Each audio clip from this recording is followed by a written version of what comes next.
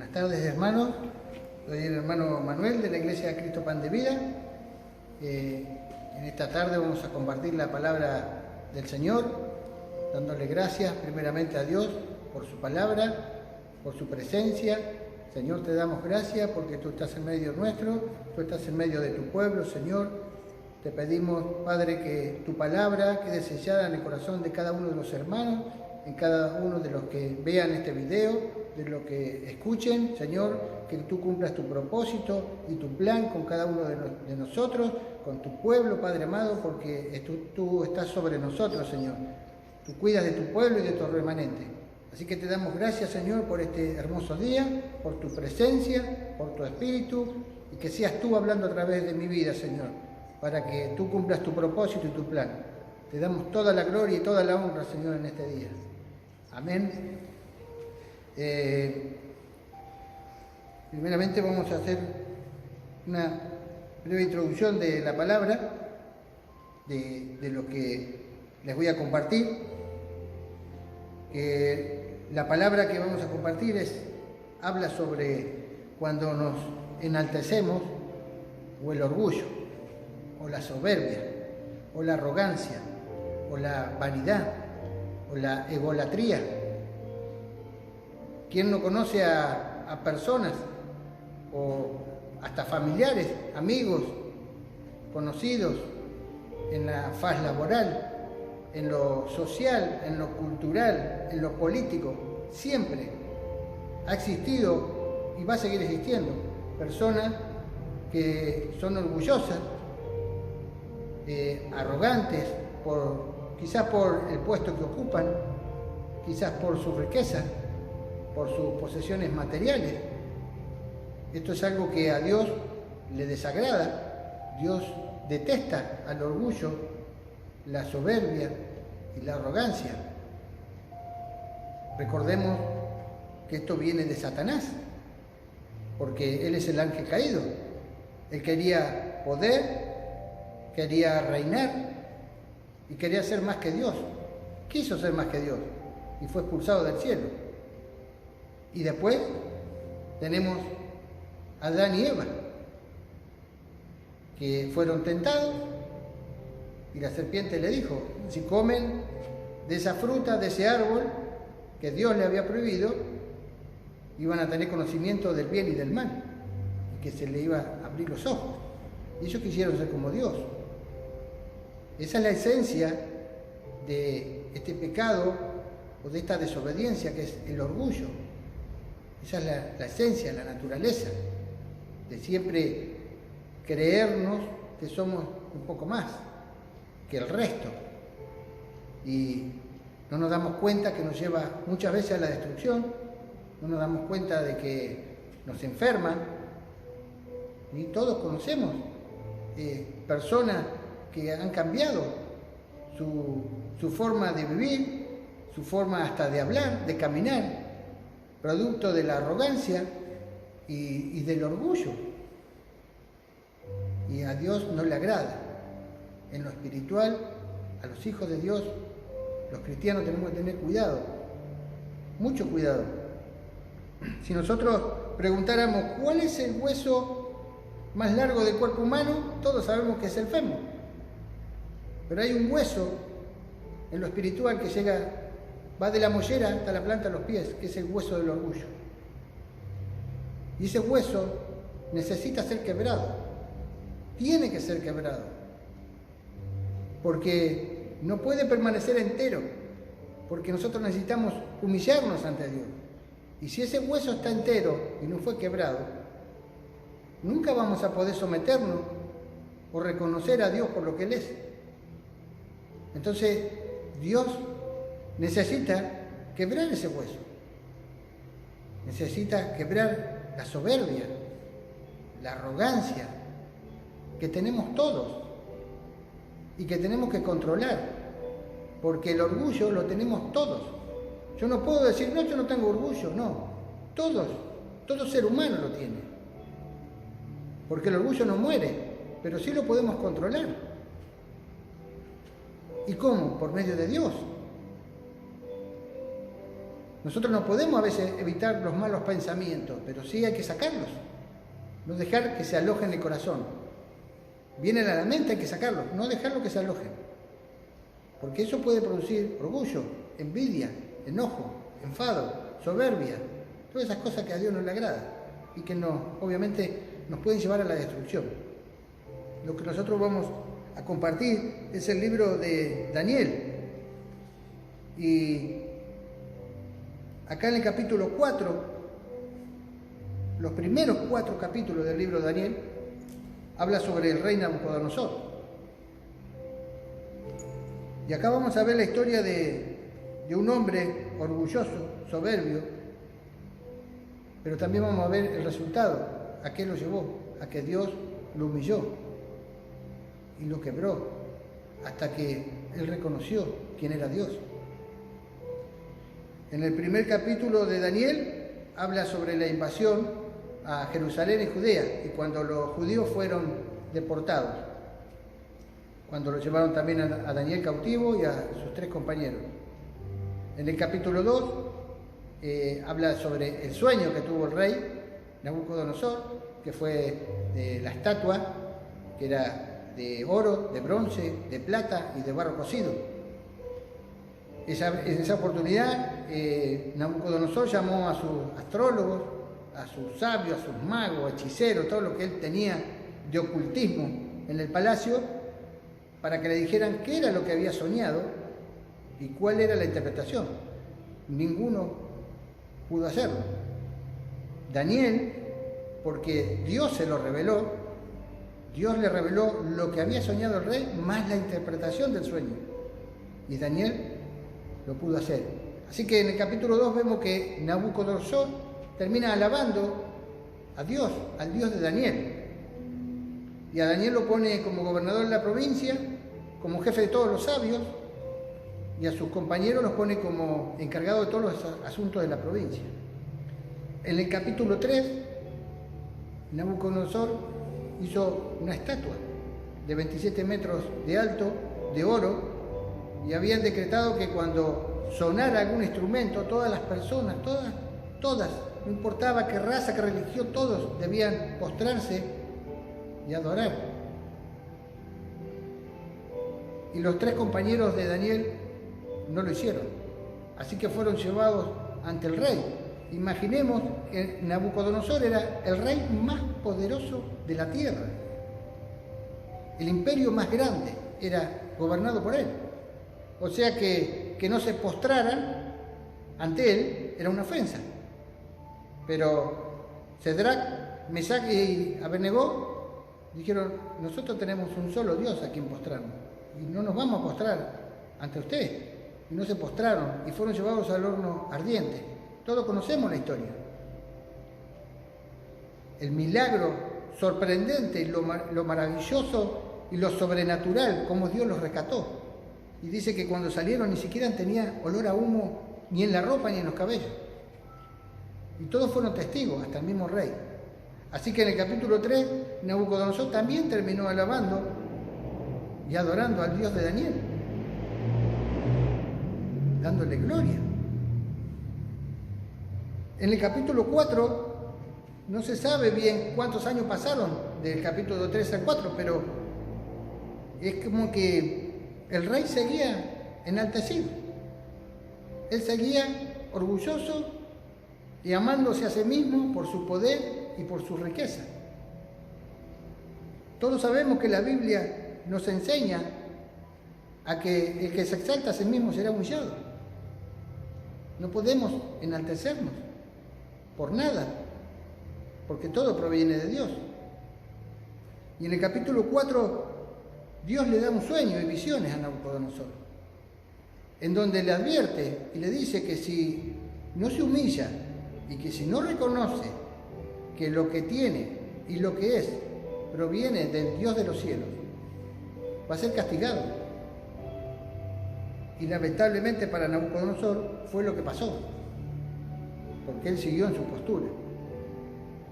Para cuando lean el capítulo 4, en los primeros 3 versículos comienza Nabucodonosor alabando y adorando a Dios, porque hace una breve introducción al capítulo 4. Nabucodonosor, en los primeros versículos, adora a Dios, y después es como que da testimonio de lo que Dios hizo con él. Dice así, el versículo 1. El rey Nabucodonosor envió el siguiente mensaje a la gente de todas las razas, naciones y lenguas del mundo. Paz y prosperidad a todos. Quiero que todos conozcan las señales milagrosas y las maravillas que el Dios Altísimo ha realizado en mi favor. Cuán grandiosas son sus señales y cuán poderosas sus maravillas. Su reino durará para siempre y su dominio por todas las generaciones. Esa es la introducción que hace Nabucodonosor, reconociendo el reino eterno y quién gobierna, que es Dios.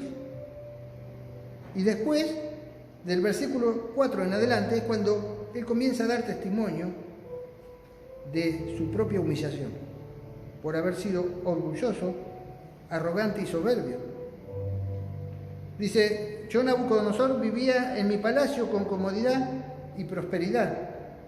Una noche tuve un sueño que me asustó. Mientras estaba en la cama vi visiones que me aterraron. Así que emití un orden de llamado a todos los sabios de Babilonia para que me explicaran el significado de mi sueño. Cuando se presentaron los magos y los brujos y los astrólogos y los adivinos, les conté el sueño, pero no pudieron explicarme el significado. Finalmente Daniel se presentó ante mí y le conté el sueño.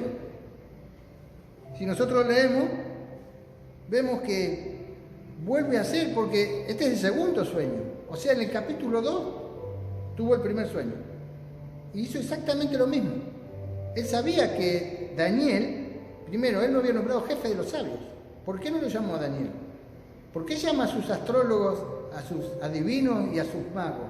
Porque esto es lo que hace una persona orgullosa. Una persona orgullosa no va a querer que alguien venga y le diga la verdad. No va a querer que alguien venga y lo confronte con la verdad.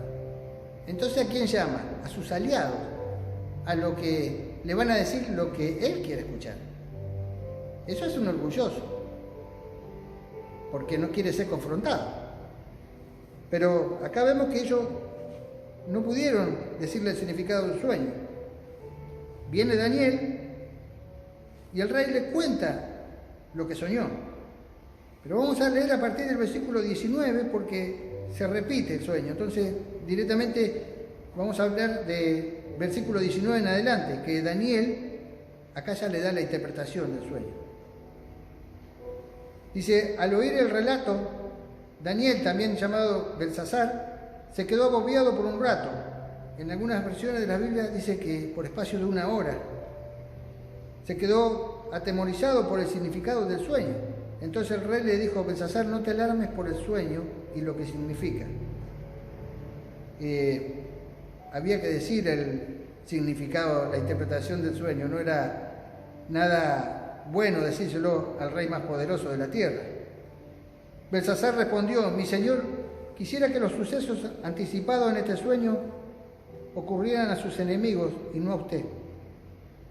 El árbol que usted vio crecía alto y se hacía fuerte, y se elevaba hacia los cielos para que todo el mundo lo viera. Sus hojas eran verdes y nuevas, y tenían abundancia de fruta para que todos comieran. Los animales salvajes vivían bajo su sombra, y las aves anidaban en sus ramas. Ese árbol es usted, su majestad, pues usted ha crecido y se ha hecho fuerte y poderoso.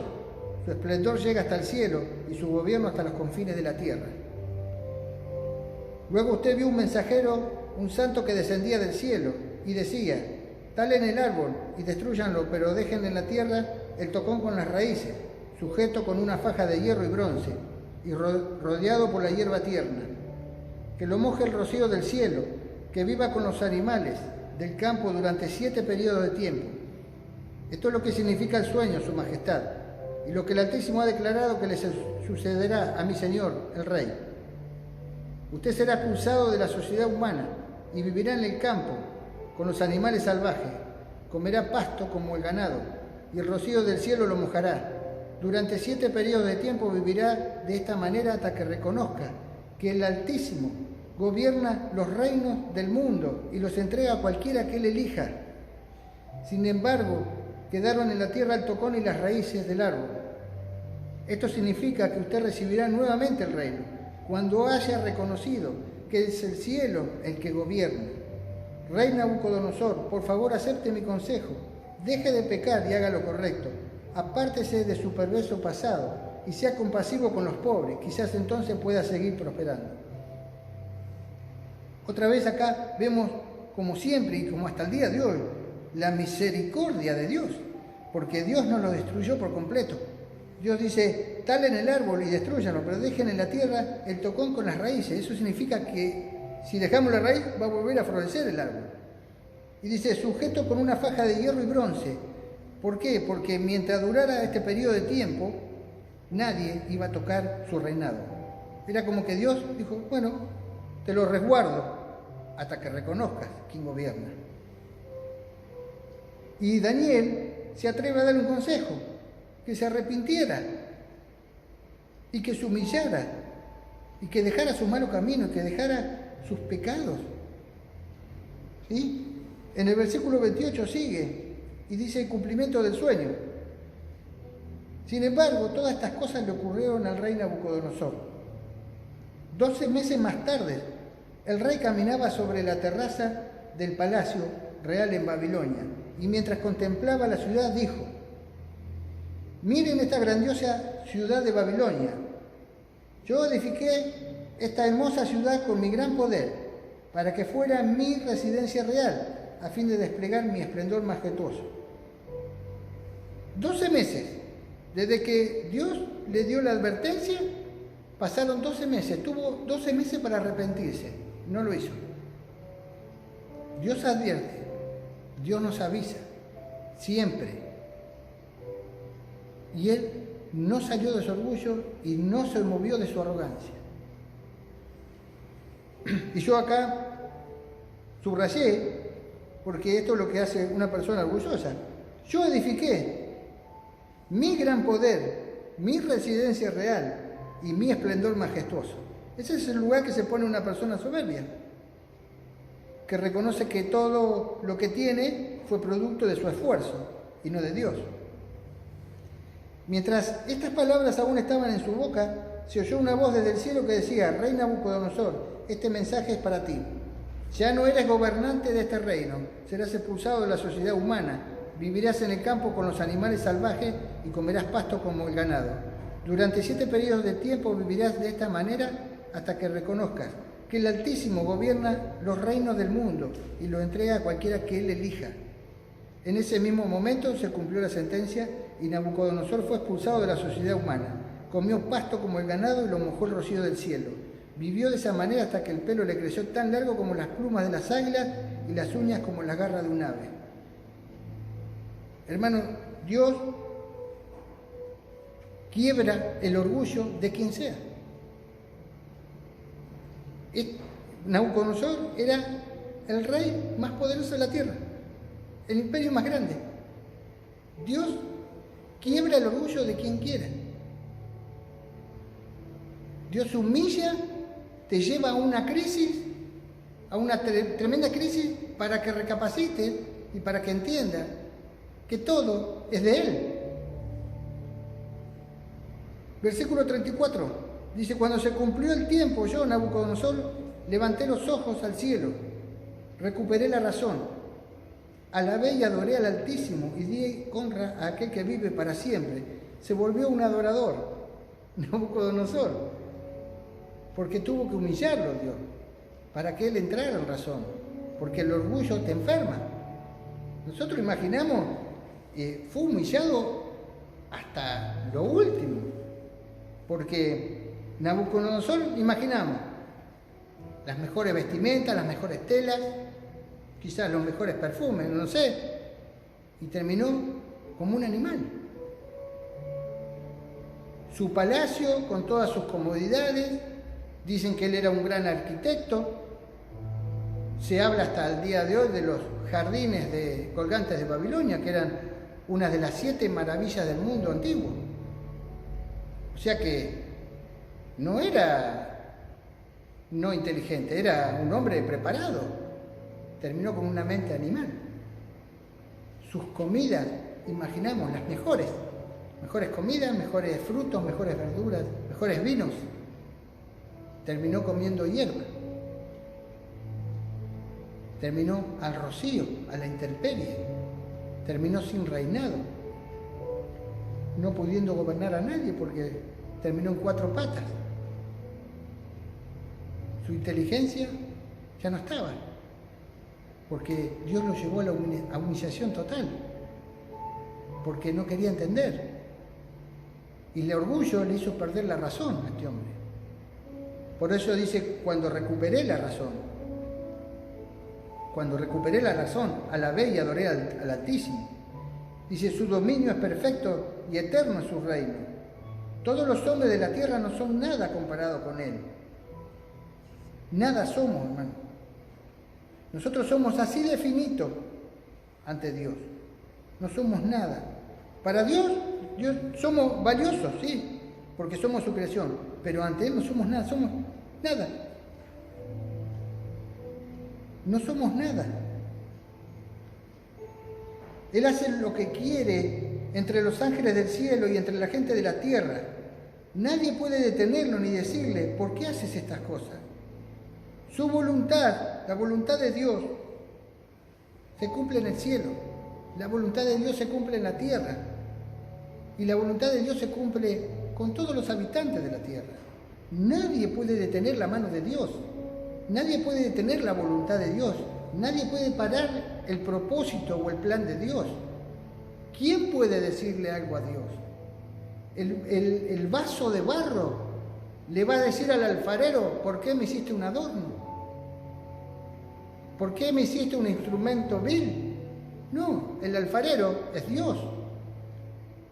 El barro somos nosotros y Él usa el barro como más le plazca.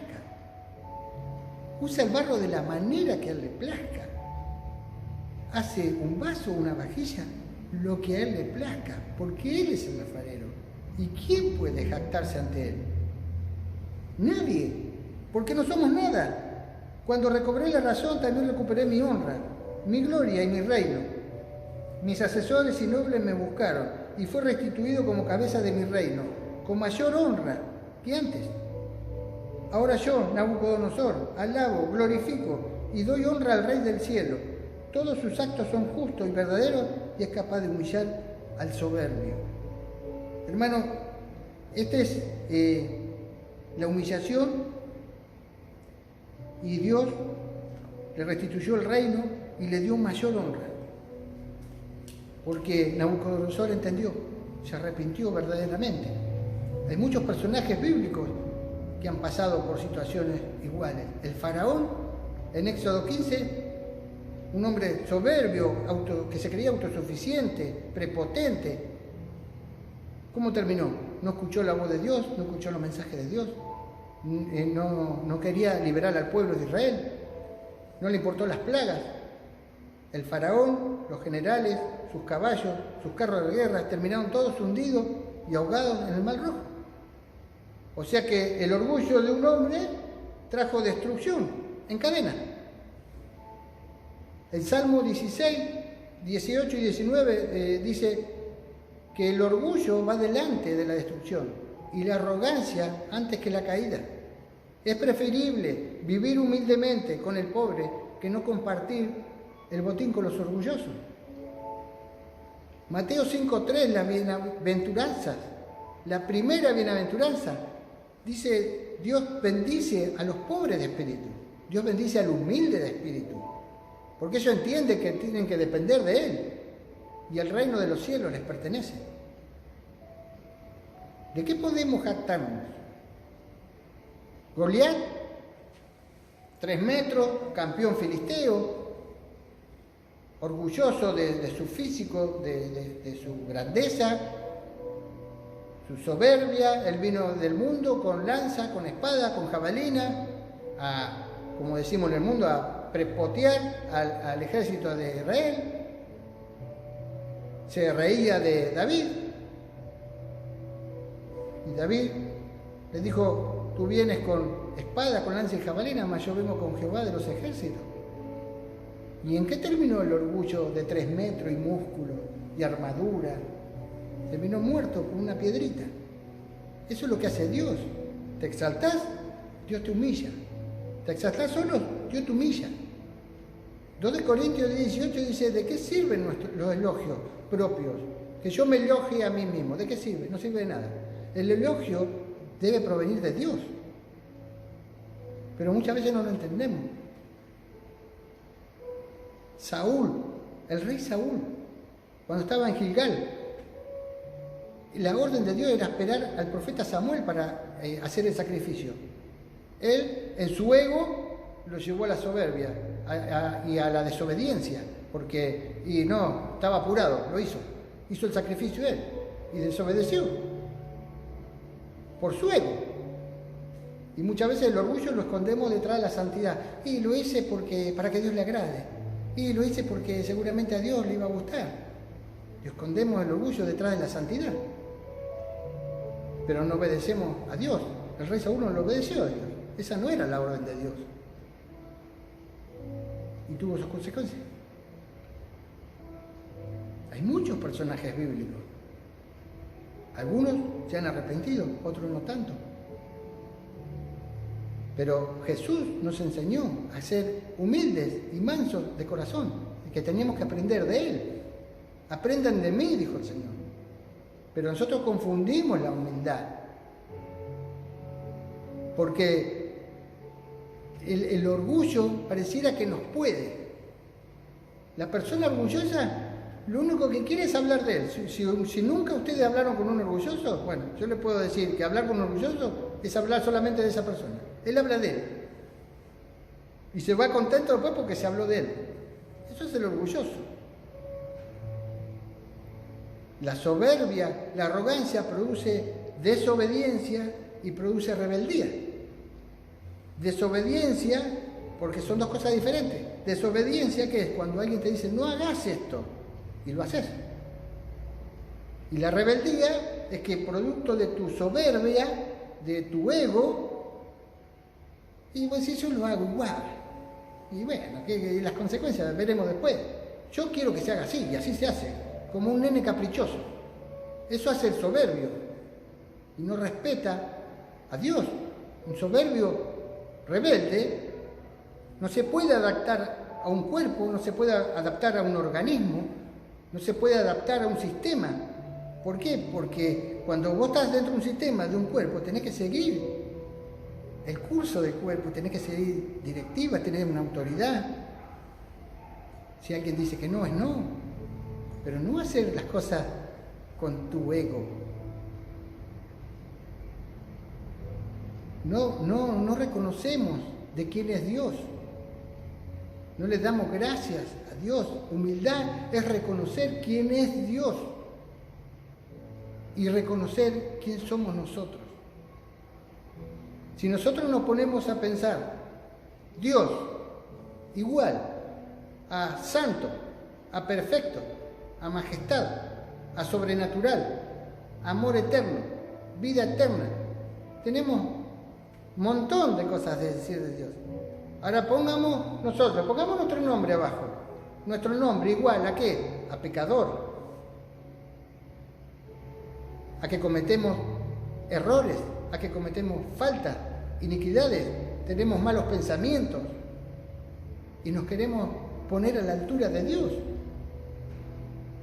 O queremos ser más que Dios. Y en lo espiritual pasa eso. Hermanos, queridos, Lucas 18, cuando cuenta la historia del fariseo y del recaudador de impuestos, que iban a orar al templo. El fariseo dice que estaba parado, de pie, a la distancia, y oraba, gracias Señor, porque no soy un pecador como todos los demás. Gracias Señor, porque no peco, no engaño, no cometo adulterio, no soy como ese recaudador de impuestos. Ayuno 2 veces a la semana y entrego mis diezmos de todos mis ingresos. Y a la distancia estaba postrado el recaudador de impuestos. Y ni siquiera se animaba a levantar su mirada al cielo. y se golpeaba el pecho y decía, Señor, ten compasión de mí, porque soy un pecador. Y Jesús dijo, este hombre se fue a su casa justificado delante de Dios, más que el fariseo, porque el que se exalta a sí mismo será humillado, y el que se humilla será exaltado. En Lucas 14, cuando Jesús dijo, si te invitan a una cena de boda, no te sientes en el lugar de honor, porque puede venir alguien más distinguido que vos. Puede venir el anfitrión y decirte, por favor, levántate y cédele el asiento a otra persona. Y vas a pasar vergüenza. Y te vas a terminar sentando al final de la mesa, si queda algún lugar libre. Jesús dijo, siéntese al final de la mesa, humildemente. Es preferible eso, y que venga el anfitrión, te vea y te diga, ven, porque tengo un lugar mejor para que te sientes. Y te va a exaltar delante de los demás. Y la palabra vuelve a repetirse, una y otra vez, porque el que se exalta a sí mismo será humillado, y el que se humilla será exaltado. No reconocemos quién es Dios. Dios, a nosotros recibimos a Cristo, recibimos a Jesús como nuestro Señor y nuestro Salvador, y nos da su gracia especial de salvación. Pero Dios le da gracia común a todos. Dios le da a todos. Le da virtudes, le da capacidades, le da inteligencia, le da vida, le da salud. A todos.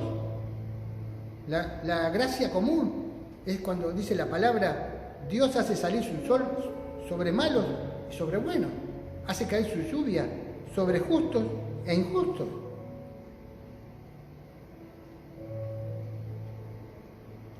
Todo depende de Dios. Todas las cosas buenas que están en nosotros provienen de Dios. Si tenés alguna virtud, proviene de Dios. Si te gusta ayudar al prójimo, proviene de Dios. Si amás a tus hijos, amás a tus nietos, proviene de Dios. Ese amor proviene de Dios. Si tenés un corazón bueno, no es porque vos lo forjaste bueno o porque viene de familia, no, proviene de Dios ese corazón. Porque Dios te formó y Dios puso ese corazón en tu cuerpo. Proviene de Dios. Si progresaste en tu trabajo profesionalmente, proviene de Dios. Esas manos que usás para hacer arte, para hacer algo que te gusta, proviene de Dios. Todo proviene de Dios. Nosotros no podemos jactarnos de nada, hermano. Pablo lo dijo, todo proviene de Dios. Todo es regalo de Dios y es por gracia de Dios. ¿De qué puedo jactarme? Que alguien pueda pensar, decir, ¿de qué me puedo jactar? A ver, ¿de qué? Muchos dicen, no, bueno, yo soy inteligente porque de chiquito me gustó leer. ¿Y por qué te gustó leer de chiquito? Porque Dios lo puso en tu cuerpo y en tu mente. Porque lo bueno, todo que tenemos, es de Dios. No es nuestro. No es porque lo hayamos desarrollado. No es por nuestra capacidad. Nosotros dependemos en todo. Somos así, hermano. Así, miserables ante Dios. Nosotros dependemos de que Dios haga llover. Porque si no, no habría alimentos o cultivos. Dependemos que Dios haga salir el sol. Dependemos de que Dios controle los mares. Dependemos de que Dios controle los climas. Dependemos que Dios controle el oxígeno. Este músculo tan chiquito depende de Dios, que Dios lo haga funcionar hasta que Dios diga basta. No es porque yo diga, no, que siga funcionando 5 años más, no. Dependemos en todo de Dios, en la salud, en la enfermedad, de todo. Y todo lo que recibimos, lo recibimos por gracia. Que yo esté parado en este lugar es por gracia de Dios. Que Dios te use es por gracia de Dios. Que Dios te restaure es por gracia de Dios. Que Dios te dé un ministerio es por su gracia. Que Dios te dé dones y que puedas hablar en lengua es por su gracia. No es por vos. No te creas tan espiritual.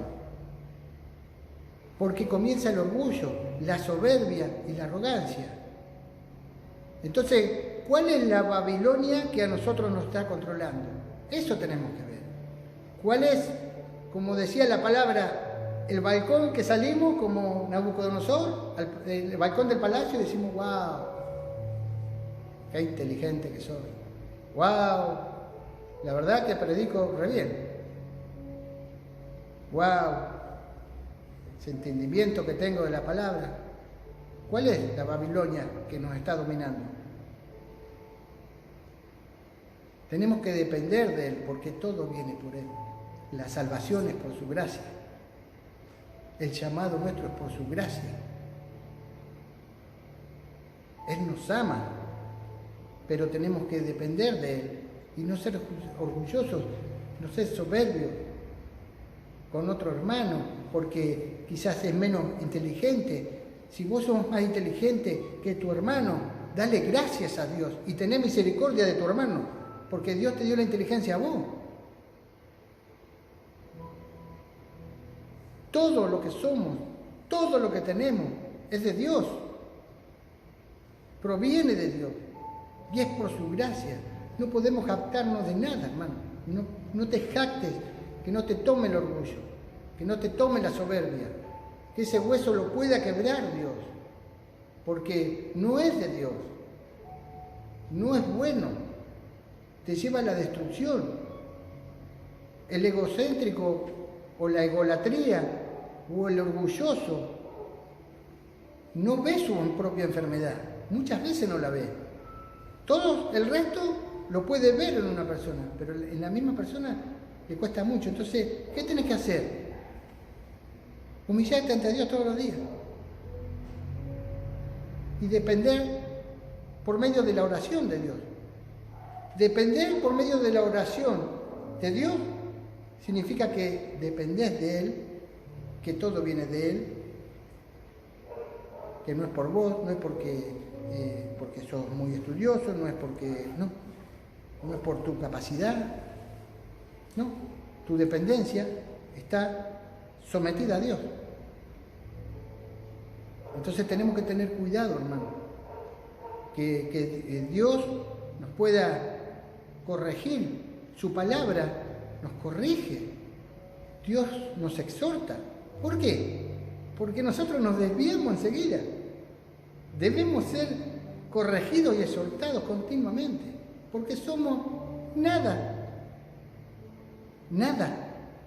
¿Por qué Dios nos da a veces con cuentagotas? Sin embargo, hay cristianos que dicen, pero a mí Dios no me da nada. ¿Por qué? Dios conoce nuestro corazón. Dios conoce, examina cada corazón. Pero ¿por qué nos da de a poquito? Porque nosotros no podemos pasar de un extremo al otro, porque el orgullo nos toma. Entonces Dios te va dando de a poquito de su poder, de su autoridad, de lo que Dios quiere hacer en tu vida, te va dando de a poquito. Y después es como que te observa, a ver qué haces con lo que Él te dio, si sos de bendición, si lo utilizás para otras personas, si lo utilizás para llevar la palabra. Dios lo observa, y observa si seguís sometido a Él. Porque si vos decís, no, bueno, yo la palabra, yo ahora la entiendo, así. Entonces ya decís, bueno, ya no oro antes de compartir, no oro después que comparto porque le tengo que dar gracias a Dios. Entonces te vas alejando y tu soberbia te empieza a tomar. Porque crees que es porque es por tu capacidad. Y no. La revelación que Dios pueda, voy a hablar por mi caso, que pueda darme a mí o no, en menor o más cantidad, es por su gracia y por su misericordia. Yo no se la puedo pedir a Dios. Él es soberano. No hay organización en el mundo, no hay establecimiento, no hay país, no hay gobierno que pueda decirle a Dios lo que tiene que hacer. No existe Donald Trump, no existe Corea del Sur, Corea del Norte, no. Todo está bajo el dominio poderoso de Dios. Todo. Debemos entenderlo. Debemos madurar en esto, en la palabra de Dios y comprender en lo espiritual. Debemos comprender quién es Dios y Dios hará. Dios va a hacer. No te preguntes más, ¿por qué esto? ¿Por qué el otro? ¿Por qué me cuesta? ¿Por qué esto? No lo preguntes, porque nosotros no podemos preguntarle al alfarero, ¿por qué me hiciste de esta forma? Dale gracias a Dios. Dale gracias a Dios. Sé humilde. Y tenemos que tener cuidado de no volvernos orgullosos, hasta de la propia humildad. De no decir, no, yo soy humilde. Uf, me vuelvo orgulloso de la propia humildad. Simplemente ser agradecido con Dios. En todo, por lo que venga, por lo que no venga, por lo que está, por lo que va a ser, por lo que no hizo. Nosotros no somos quien para cuestionar a Dios, sino someternos bajo su autoridad y bajo su poder. Y Dios hará en tu vida, no tengo duda, porque Dios es bueno. Dios es bueno y Dios quiere lo mejor para todos. Pero nosotros nos ponemos siempre en que queremos ser dioses. El humano es así. Así que yo le ruego a Dios que esta palabra pueda ponerse por obra en cada uno de nosotros, que la meditemos, que la tomemos y que en la oración la podamos llevar y decir, Señor, ¿cuál es la Babilonia que me está dominando? ¿Cuál es? Mi físico, mi belleza exterior, mis posesiones, mi dinero. ¿Cuál es la Babilonia que me está dominando? Que Dios los bendiga, que Dios los guarde y nos veremos en el próximo video.